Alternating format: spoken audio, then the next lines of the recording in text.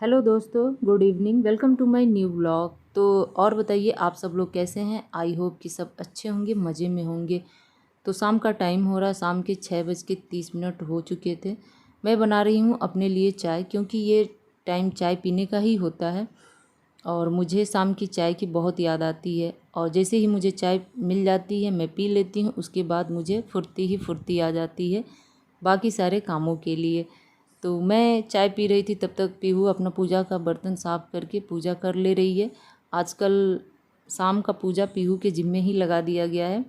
तो इससे होगा क्या कि वो भी कुछ ना कुछ सीखती जाएगी और उसे भी लगेगा कि हमें कुछ ना कुछ करना ही करना है। खैर अभी इतनी बड़ी तो है नहीं कि किचन में कुछ हाथ बटाएगी, लेकिन पूजा वगैरह तो वो आराम से कर लेती है। तो वो अपना पूजा कर रही है और मैं आज डिनर में बनाने जा रही हूँ दाल फ्राई।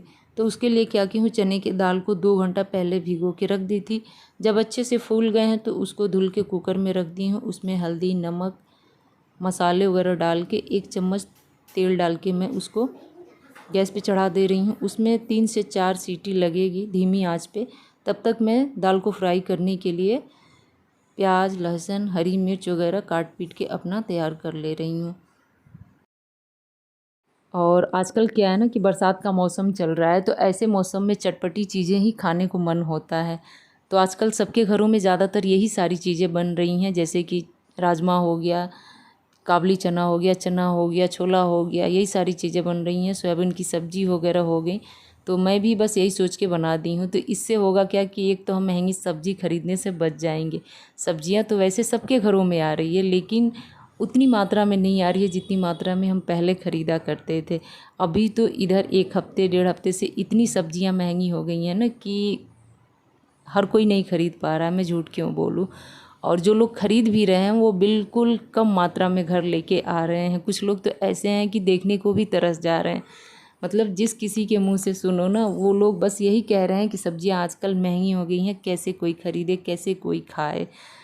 तो उससे तो बढ़िया है दोस्तों कि सब लोग अपने अपने घरों में राजमा, चना, काबली चना, सोयाबीन इस तरह का आइटम लेके आइए और खूब बनाइए, खाइए और बरसात को एंजॉय कीजिए।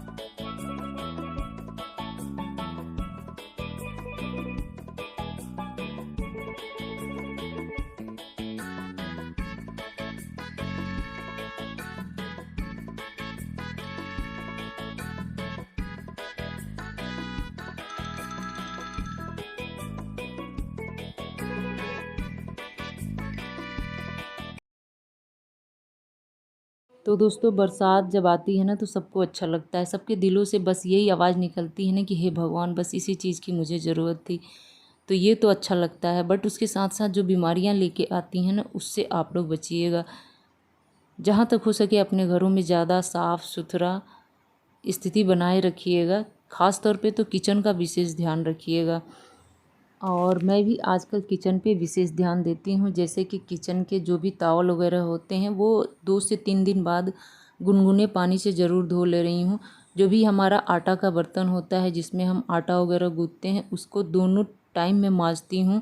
कुछ लोग होते हैं जो एक ही टाइम मांजते हैं, लेकिन ऐसा ना कीजिएगा, दोनों टाइम मांजिएगा। सिंक में जहाँ तक हो सके विशेष ध्यान दीजिएगा कि जूठे बर्तन देर तक न पड़ी रहे, लगे हाथ उसको धोते जाइएगा। आप जितना ही देर तक छोड़ेंगे उतना ही बीमारी का घर होगा। सिंक के आसपास में कोई भी जूठा चीज़ ना हो। जो भी आप जूठा निकालते हैं, कहीं स्टोर करते हैं, तो उसको उठा के तुरंत के तुरंत बाहर आप पास कर दीजिएगा। ज़्यादा देर तक सिंक के पास गंदगी न फैलाए रखिएगा, नहीं तो फिर कॉकरोच वगैरह बढ़ने के ज़्यादा चांस होते हैं। और यही सारे कॉकरोच हमारे खाने पीने की चीज़ों पे या फिर डब्बों पे इधर उधर चढ़ते उतरते हैं, तो हमारे किचन में बीमारियों के ज़्यादा चांस बढ़ जाते हैं। तो बस ज़रूरत है आप सभी लोगों को किचन पे इस तरह की चीज़ों पे विशेष ध्यान देने की।